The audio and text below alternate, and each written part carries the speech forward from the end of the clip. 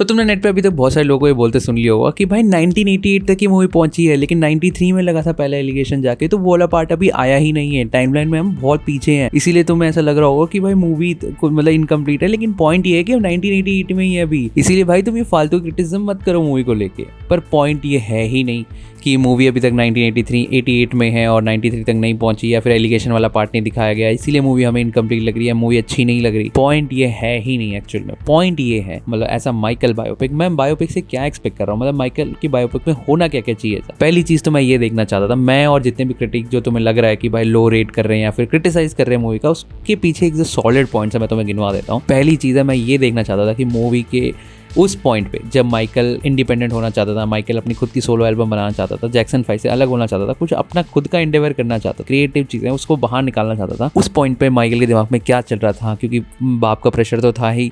Even ऐसे जगह जैसे वो बड़ा हुआ है तो वो कुछ अलग तरीके से सोचता था, अलग थिंकिंग थी, तो उसके बीच में उसके दिमाग में कैसे एंजाइटी चल रही है, क्या कहते हैं डिप्रेशन है क्या नहीं है, ये सारी चीज़ें मैं जानना चाहता, देखना चाहता था कॉम्प्लेक्सिटी माइकल के दिमाग की, कि माइकल को क्या क्या डील करना पड़ रहा है उस पॉइंट पे। क्योंकि माइकल नॉर्मल बच्चे की तरह बड़ा नहीं हुआ, वो पूरे टीनेज मतलब पूरे मतलब जो भी उसका फेस था उस पूरे में वो टूर कर रहा था, बच्चों के साथ बच्चों की तरह नहीं खेल रहा था, वो गाने गा रहा था, स्टेज पे था, तो उसका एक अलग ही चाइल्डहुड बीता है, तो उसके दिमाग की कॉम्प्लेक्सिटी, वो कैसे सोचता है, ये सब मुझे और जानना था जो कि मूवी नहीं दिखाती। सेकंड पॉइंट है क्रिएटिव डिसीजंस, जो मूवी में दिखाया है कि माइकल ने थ्रिलर बनाते वक्त मतलब ऐसा मतलब वो सोच रहा था ये गाना होना चाहिए था, वो गाना होना चाहिए था, लेकिन इससे भी ज्यादा मुझे जानना था भाई ये वाला जो प्रोसेस था ना, ये वाला जो चीज थी, ये वाला जो सेगमेंट था, ये मुझे और चाहिए था मूवी में, ऐसा बायोपिक। मैं और जानना चाहता था कि मूवी के टाइम पे मतलब जो एल्बम्स के टाइम पे माइकल क्या सोच रहा था, माइकल की मतलब क्रिएटिव प्रोसेस क्या थी, मतलब कैसे सोचता था, कैसे उसने गाने लिखे, ये वाली बीट उसके दिमाग में कैसे आई, क्विंसी जोन्स और उसके बीच में क्या रिलेशन था, मतलब क्विंसी जोन्स उसको कैसे हेल्प किया प्रोड्यूस करने में, ये सब मुझे और देखना था। माइकल ने जो थ्रिलर बनाई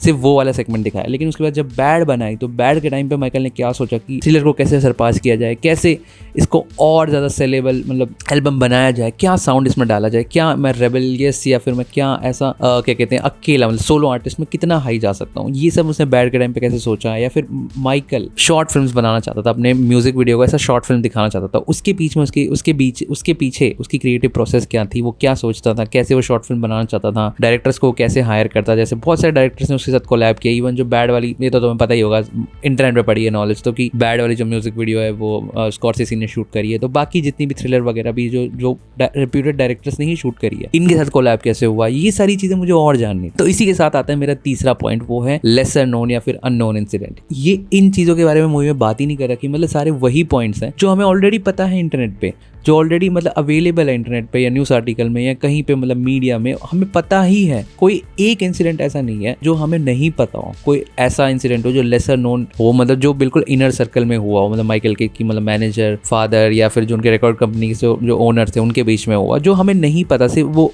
उन सर्कल में ही वो बात हो और वो बाद में जाके पता लगे, या इस मूवी से हमें वो पता लगे, जिसकी वजह से इम्पैक्ट बड़ा निकल गया हो, कि जो डिसीजन हम देखते हैं उसके पीछे का जो सबसे छोटा इंसिडेंट था वो ये वाला था। ऐसे इंसिडेंट मूवी में है ही नहीं, तो मुझे ऐसा लगा कि भाई बायोपिक में तो ये होना चाहिए, जो मुझे नहीं पता वो तो पता लगना चाहिए, नहीं था ये इंसिडेंट। तो इसी के साथ आता है मेरा फोर्थ पॉइंट, वो है Michael as a black artist, उसने क्या स्ट्रगल किया, उसने क्या क्या फेस किया, रेसिज्म कैसा फेस किया, MTV में ब्लैक आर्टिस्ट अलाउड नहीं थे, ब्लैक आर्टिस्ट के गाने एयर नहीं होते थे, तो उसने क्या फेस किया। एक छोटा सेगमेंट है कि उसने CEO के साथ बात करी और ये सब हो गया, लेकिन इसके अलावा भी माइकल ने थ्रू आउट 80s क्या क्या रेसिज्म फेस किया, ऐसा एंटरटेनमेंट इंडस्ट्री जो ब्लैक आर्टिस्ट को इतना ज़्यादा नहीं मानती थी इक्वलेंट वाइट आर्टिस्ट के, और क्या क्या उसको फेस करना पड़ा, क्या क्या उसने स्ट्रगल किया और वो कैसे मतलब ग्लोबल आइकन बना, ये सब मुझे और जानना था भाई। ये कोई 2 मिनट की 3 मिनट के सेगमेंट में तुम खत्म नहीं कर सकते, ऐसा एक बायोपिक में तुम ये इतनी जल्दी नहीं हटा सकते, मतलब बार बार आने वाली चीज़ है। माइकल ने जो बैरियर तोड़ा और जो मतलब एक एंट्री लेवल ब्लैक आर्टिस्ट के लिए, जो अपकमिंग जो आज भी जो ब्लैक आर्टिस्ट है उनके लिए उसने माइकल ने गेट बना के मतलब एक रोड बना के दी, ये आसान नहीं हो सकता भाई, कोई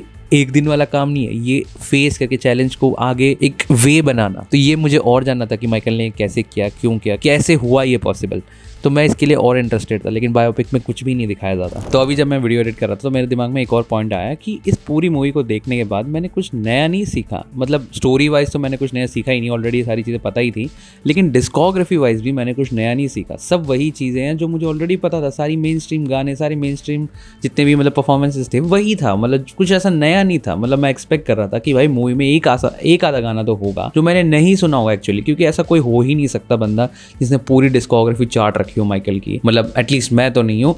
तो मुझे लगा था कोई ऐसा हिडन गाना होगा जो मेरे से छूट गया होगा, जो हिडन जेम होगा, या फिर कोई ऐसा रीमिक्स होगा, कुछ होगा जो माइकल ने कभी रिलीज़ नहीं किया होगा, ऐसा कोई एल्बम, कोई गाना होगा जो मेरे को सुनने को मिलेगा मूवी में। बट कुछ भी नहीं भाई, कोई नई चीज़, कोई नई इन्फॉर्मेशन, कोई नई डिस्कोग्राफी मैं एक्सप्लोर ही नहीं कर पाता माइकल की। तो ये मुझे काफ़ी सैड बात लगी, क्योंकि ऐसे ही एक और आर्टिस्ट का मैंने एक मतलब मूवी देखी थी, एक बायोपिक तो नहीं कहूँगा, सिर्फ एक मूवी थी, एक पर्टिकुलर सेगमेंट का वो हिस्सा था टाइमलाइन का, जैसे माइकल की मूवी है, और वो मूवी थी नन अदर देन डेविड बोवी की। तो उसमें मूवी ये दिखाती है कि डेविड बोवी कैसे अपनी म्यूजिकल जर्नी, मतलब कैसे प्रोग्रेस होती है उसकी, कैसे उसका साउंड इवॉल्व हो रहा है, जो उसका क्रिएटिव प्रोसेस कैसे इवॉल्व हो रहा है, कैसे वो गाने बनाता है, कैसे म्यूज़िक प्रोड्यूस कर रहा है, कैसे वो मतलब जैसे जैसे आगे बढ़ता जा रहा है वो कैसे उसका म्यूज़िक इवॉल्व हो रहा है। तो ये बहुत ब्यूटीफुल तरीके से दिखाया, वो इंस्पिरेशन कहाँ से लेता है, उसको जगह चेंज करने से कितने फ़ायदे मिले, लोग कैसे चेंज होते हैं, तो वैसे ही उसका जो प्रोसेस है वो कितना बदल जाता है। ये सारी चीज़ें थी, लेकिन ये सारी चीज़ें मतलब माइकल, क्योंकि वो माइकल भी तो आर्टिस्ट ही है, तो उसको भी उसकी बायोपिक में तो एटलीस्ट ये होना चाहिए था। इंस्पिरेशन कहाँ से मिलती है, कैसे ये साउंड आया उसके दिमाग पे, ये सारी चीज़ें मैं देखना चाहता था। कुछ अनसीन या फिर कोई ऐसी चीज़, अनहर्ड म्यूज़िक जो हमने नहीं सुना, अनरिलीज गाना होना चाहिए था बायोपिक में, बट अनफॉर्चुनेटली पता नहीं भाई, पता नहीं है क्या है ये। बट अपार्ट फ्रॉम दैट कुछ ऐसी चीज़ें भी हैं जो मूवी में एक्चुअली मैं अप्रिशिएट करने वाली थी। मतलब लिटरली अगर मैं इनको अप्रिशिएट नहीं करूँगा तो मैं कसम से, मतलब मैं बायस्ड हूँ, मैं बस बुराई करने के लिए आया हूँ उस वीडियो में, और कुछ नहीं, क्योंकि ये ऐसी चीज़ें जो अप्रिशिएट करनी बनती ही है।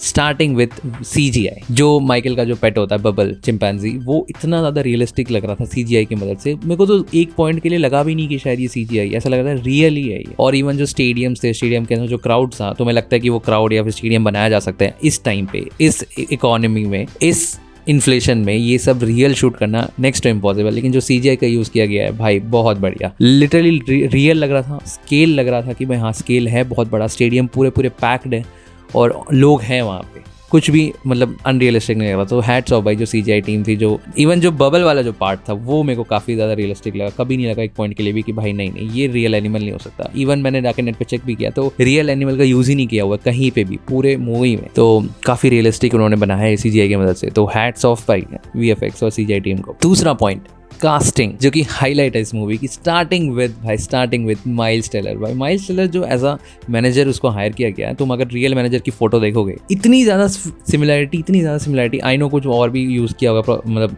उसको और मोल्ड करने के लिए, लेकिन हाँ भाई जो कास्टिंग है वो बिल्कुल 10 out of 10 कास्टिंग। इससे ज़्यादा अच्छी कास्टिंग मैंने नहीं देखी। इतने ज़्यादा एक्यूरेट मतलब लग रहे थे कैरेक्टर्स। इवन जो माइकल का बाप भी था वो बिल्कुल माइकल के बाप जैसे ही लग रहा था, जो पर्सोना भी था वो माइकल के बाप जैसा ही था। इसके बाद भाई जो सबसे ज़्यादा मुझे इंट्रीग और जो ज़्यादा कास्टिंग में अच्छा लगा वो था जो बीट इट वाला गाना है, उसके पीछे जो बैकग्राउंड डांसर्स होते हैं, तुम उनको भी अगर ध्यान से देखोगे, अगर तुमने बीट इट वाली कभी म्यूजिक वीडियो देखी होगी, एग्जैक्टली सेम कास्ट लग रही थी। एग्जैक्टली मतलब ड्रेस तो सेम लग ही रहा था, वो तो बनाना ही था उन्हें। इवन जो पीछे बैकग्राउंड डांसर भी थे, हर एक डांसर एज इट इज, कभी नोटिस करना इस एज इट इज, बिल्कुल एज इट इज। तो हैट्स ऑफ भाई जो कास्टिंग टीम थी, बहुत अच्छे से, बहुत बढ़िया। And let me address the elephant in the room. अगर भाई गली में, हमारे गली में, तुम्हारे गली में अगर बाहर कोई बच्चा नाच रहा हो ना माइकल जैक्सन की तरह, और वो सिर्फ 10% भी परफॉर्म कर रहा हो माइकल जैक्सन की तरह, तब भी हम रुक के उसके लिए ताली बजाते हैं कि भाई क्या परफॉर्मेंस दिया, भाई क्या मून वॉक किया, भाई क्या मूव्स थे भाई तेरे बेलीजीन वाले, क्या मूव्स थे भाई तेरे थ्रिलर वाले, बहुत ही बढ़िया, इतना अप्रिशिएट करते हैं। और यहाँ पे तो साक्षात माइकल जैक्सन ही लग रहा था मुझे, जफार जैक्सन। मुझे ऐसा लगा भाई मैं सच में माइकल जैक्सन ही देख रहा हूँ। मुझे कभी नहीं लगा कि भाई कोई बंदा माइकल जैक्सन प्ले कर रहा है। मुझे हमेशा ऐसा लगा कि भाई मैं माइकल को ही देख रहा हूँ। तो अगर कोई बंदा 101% मिरर कर रहा है ना माइकल को,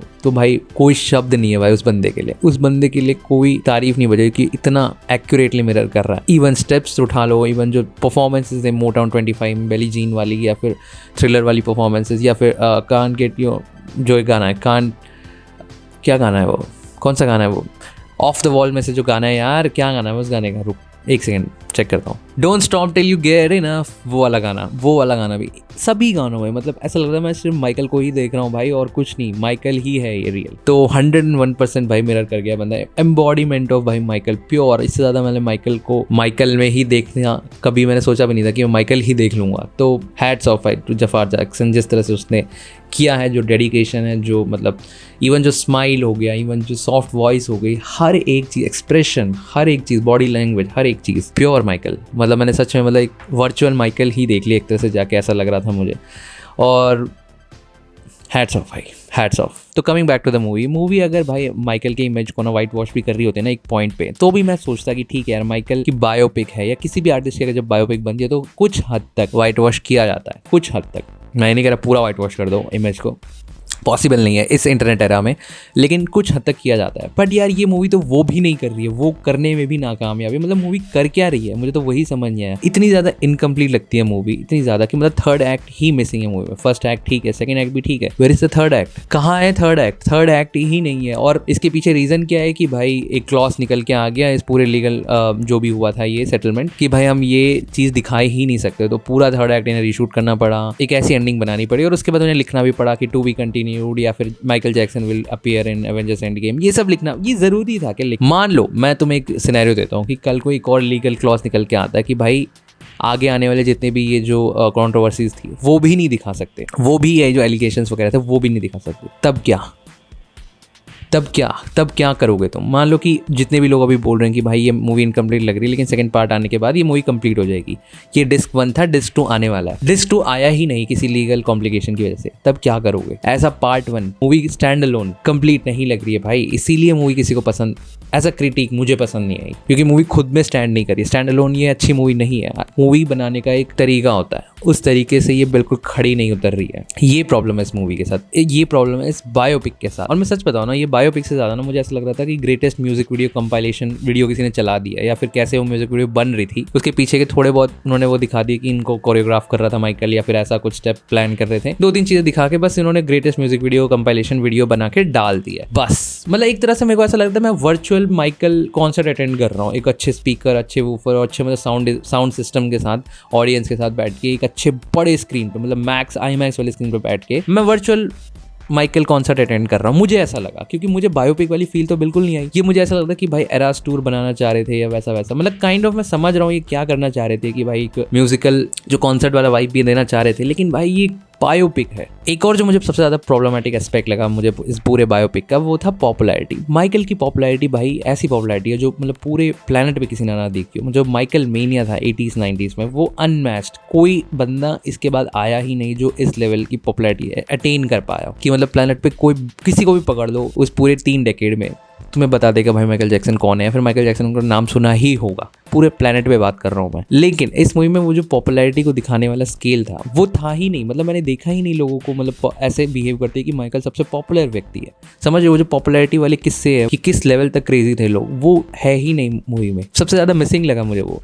इवन मैं तुम्हें सच बताऊँ ना, एक तुमने रील देखा होगा, मतलब इंस्टाग्राम पे एक रील एडिट आता है माइकल जैक्सन का, जिसमें वो गाना नहीं बजता ऑन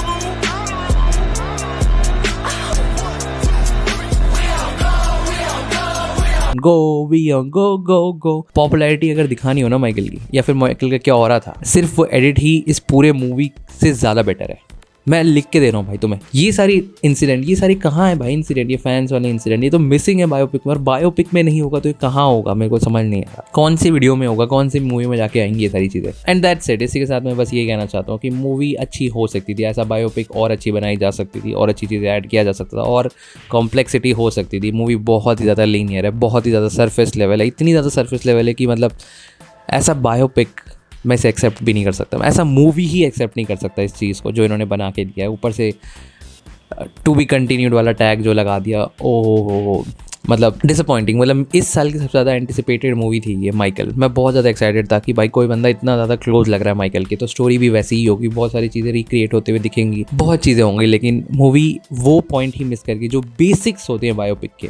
मूवी शायद उसे ही मिस कर गई, तो थोड़ा डिसअपॉइंटिंग, थोड़ा दर्द हुआ, बट चलता है भाई, चलता है। हाँ भाई, मैं इस मूवी को रेट करना चाहूँगा 4 out of 10। आई नो भाई मेरे को बहुत ज़्यादा चुभ रहा है, ऐसा माइकल फ़ैन मुझे ही रेट करते हुए, मुझे भी इतना ज़्यादा क्रिटिसाइज़ करते हुए चुभ रहा है। लेकिन भाई ये करना ज़रूरी है, क्योंकि कल को एंटनी या एंटोन फुकुआ जो भी डायरेक्टर है इस मूवी का, कल को जाके इसने सेकंड पार्ट भी यही बना दिया है, कल को जाके कोई और मूवी यही बायोपिक, ऐसे ही बायोपिक बनने लग गई, तो भाई बायोपिक या फिर मूवी ऐसा पॉइंट ही ख़राब हो जाएगा ना। तो ज़रूरी है क्रिटिसाइज़ करना, क्रिटिसिज्म मिलना बहुत ज़रूरी है। अगर मैं भी सारे फैंस की तरह हाँ भाई ये तो वर्चुअल कॉन्सर्ट था, मैं तो नाच के आ गया, ओ भाई फैंस थे भाई, ये सभी करने लग जाऊँ तो पॉइंट ही क्या रह जाएगा मेरे क्रिटिसिज्म का, पॉजिटिव क्रिटिसिज्म का। एज अ फैन मैं कुछ ज़्यादा ही एक्सपेक्ट कर रहा था माइकल मूवी से। ऐसा नहीं है कि मैं सिर्फ आज से फॉलो कर रहा हूँ। मतलब मूवी, मतलब मैं भी मतलब माइकल जैक्सन को बहुत ज़्यादा पसंद करता हूँ। मतलब मैं तो तुम्हें सच बताऊँ तो जब हमारे घर पे नेट इंटरनेट वो वाला एरा, जब इंटरनेट फ़ोन कुछ भी नहीं था, मतलब मेरे घर में तो कोई वो एक बड़ा जो होता है ना कि एक बड़े भैया है जो माइकल जैक्सन के फ़ैन थे, तो उनको देख के मैंने भी, फिर मेरे को पता लगा कि भाई माइकल जैक्सन भी कोई चीज़ है।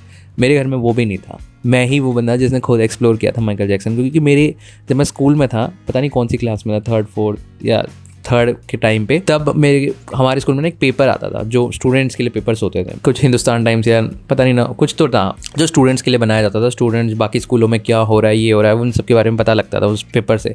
क्या इनोवेशन हो रही है, क्या क्रिएटिव चीज़ें हो रही है, क्या है मतलब कॉम्पिटिशन्स वगैरह हो, ये सारी चीज़ें पता लगती। तो उसमें से एक सेगमेंट आया था माइकल के बर्थडे पे या कुछ पता नहीं किसी चीज़ पे, तो उस पूरे सेगमेंट में 3-4 पन्नों में माइकल की पूरी एल्बम्स की वो दे रखी थी कि थ्रिलर कब आया था, थ्रिलर के पीछे क्या चीज़ें थी, डेंजरस वगैरह वगैरह, माइकल के साथ जो इंसिडेंट हुआ था पेप्सी ऐड के साथ, ये सारी चीज़ें आई थी। और वो मैंने ना उसको कट करके रख लिया था मैंने, क्योंकि उस टाइम पे ना इन्फॉर्मेशन बहुत प्रेशियस हुआ करता था। इन्फॉर्मेशन कहीं ऐसे नहीं था कि एक टच में मिल जाता था फ़ोन पे, जैसे आज हम कर लेते हैं इंटरनेट पे, इतनी जल्दी अवेलेबल नहीं था सही इन्फॉर्मेशन। तो वो कटआउट्स मैंने बहुत सालों तक संभाल के रखी हुई थी। जो इमेजेस थे, जो फोटोज़ थी माइकल की, वो अभी तक मेरे पास पड़ी हुई थी। अभी कुछ टाइम पहले सब बर्बाद हो गया सब कुछ, लेकिन अभी तक मैंने रखा हुआ था। वो इतनी ज़्यादा प्रेशियस मेमोरी थी ना कि भाई मैंने माइकल जैक्सन के बारे में पढ़ लिया। मतलब इतना तो नॉलेज तो मेरे पूरे ब्लड लाइन में नहीं होगा, इतना एक्यूरेट नॉलेज, इतना सही नॉलेज जो उस पेपर में मैंने पढ़ा था। मुझे एल्बम्स के बारे में पता लगा था पहली बार कि एल्बम्स होती है, क्योंकि हम जिस देश में पढ़े हुए हैं वहाँ पे एल्बम्स का कॉन्सेप्ट था नहीं है। बट मैं जब बच्चा था मुझे समझ नहीं आता था एल्बम्स क्या होता है। भाई मेरे को लगता था एल्बम्स वो फोटो वाली होती है,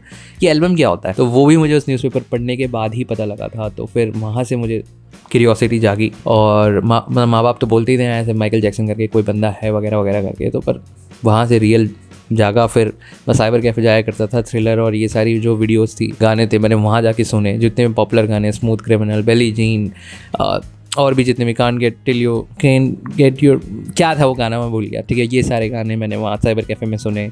फ़ैन बना मैं, हर हफ्ते ट्राई करता कि मैं दोबारा जाके सुनूं, क्योंकि मेरे पास कोई और ऑप्शन नहीं था ना फ़ोन था, ना कोई रेडियो पे आता था गाना, ना कहीं टीवी पे आता था। टीवी पे जो केबल भी ढंग से नहीं लगवा रखा था हमारे घर वालों ने, तो वही 4 चैनल आते थे। तो ऐसे तो मैं फ़ैन बना, ऐसे तो मैंने माइकल के गाने सुने। तो मेरे खुद के भी है कुछ प्रेशियस मोमेंट ऐसा किड जो मैंने माइकल को फॉलो किया। मैं मज़ा आता था मुझे देखने में। तो पहले 3 एल्बम तो एटलीस्ट, जिसमें क्विंसी जोन्स ने प्रोड्यूस करी है, of the wall, bad, thriller, ये तो मेरे को लगता है कि मतलब जब तक धरती फट नहीं जाती तब तक ये रेलेवेंट ही रहेंगे गाने, ये एल्बम, इनको कोई बीट नहीं कर सकता। मतलब दैट्स इट भाई, दैट्स इट। मेरी भी स्टोरी इतनी ही थी, मेरी भी स्टोरी है माइकल से रिलेटेड काफ़ी। तो थोड़ा दर्द हुआ बायोपिक के बाद, पर चलता है भाई। इन दी एंड मैं बस ये कहना चाहता हूँ कि ऐसा फ़ैन अगर मैं इस मूवी को देखूँ तो मैं समझ सकता हूँ कि क्यों लोगों को अच्छी लग रही है, क्यों लोग इसको पसंद कर रहे हैं, इंजॉय कर रहे हैं। और सबको बहुत ऐसा लग रहा है कि हाँ भाई, हमने वहाँ पे जाके मोमेंट्स देखे, हमने जाके वहाँ पे 3-4 डांस देखे पूरे माइकल के, और हमने उनके साथ डांस किया, गाया, एक मूवमेंट बना, मतलब एक वर्चुअल टूर वाला जो फील था वो हमने फील किया यहाँ पे। तो मैं समझ सकता हूँ ऐसा फ़ैन कि उन्हें क्यों अच्छी लग रही है। और ऐसा अगर मैं क्रिटिक देखूँ, ऐसा मूवी क्रिटिक, तो मैं समझ सकता हूँ कि क्यों लोगों को ये अच्छी नहीं लग रही है, क्यों लोग इसमें कमियां ढूंढ रहे हैं, क्यों लोग इसको बोल रहे हैं कि इतनी ज़्यादा खास नहीं है। तो मैं दोनों तरफ का पॉइंट समझ सकता हूँ। तो ये तुम पे डिपेंड करता है कि तुम ऐसा फ़ैन जा रहे हो, ऐसा फ़ैन सर्विस का मज़ा उठाने जा रहे हो, या फिर ऐसा मूवी क्रिटिक मतलब ऐसा मूवी इंजॉयर, मूवी लवर जा रहे हो। दोनों अलग अलग अपने अपने पर्सपेक्टिव्स के साथ जाएंगे, अपने अपने एक्सपेक्टेशन के साथ जाएंगे, और अपने अपने एक्सपेक्टेशन को कितना मीट कर पाती है मूवी, उसके हिसाब से अपना अपना ओपिनियन बताएंगे, अपना अपना पॉइंट रखेंगे। तो इट्स ऑल गुड भाई, इट्स ऑल गुड। तुम्हें जैसी भी लगती है बहुत अच्छी बात है। मुझे कमेंट्स में ज़रूर बताना तुम्हें कैसी लगी हो, या फिर मेरा कोई पॉइंट कैसा भी लगा हो तुम्हें, मुझे ज़रूर बताना कमेंट सेक्शन में, बात करते कमेंट में। चलो ठीक है, यही था एंड अगर भाई कोई बंदा है जो मूवी के पर्सपेक्टिव से गया था, जो बायोपिक देखने गया था, या फिर माइकल के बारे में और जानना चाहता है, तो यूट्यूब पे एक चैनल है माइक द स्नेयर करके, उसकी ना एक डीप डाइव डिस्कॉग वाली वीडियो है। मैं यहाँ पे मतलब थंबनेल डाल दूंगा उसका। तो डीप डाइव डिस्कॉग वाली वीडियो उसकी ज़रूर चेकआउट करना अगर तुम्हें भाई माइकल के और ज़्यादा डिस्कॉग के बारे में जानना हो, उसकी म्यूजिकल जर्नी के बारे में देखना हो, तो वो वीडियो ज़रूर चेकआउट करना। 1 घंटे की कुछ है शायद, लेकिन बहुत अच्छी वीडियो बनाई है उसने। चलो भाई, that's it for this video, और मिलते हैं नेक्स्ट वीडियो में। और क्रिएटिव रहो, स्टे क्रिएटिव, और हम्बल रहो भाई, बस दैट्स इट। Bye bye.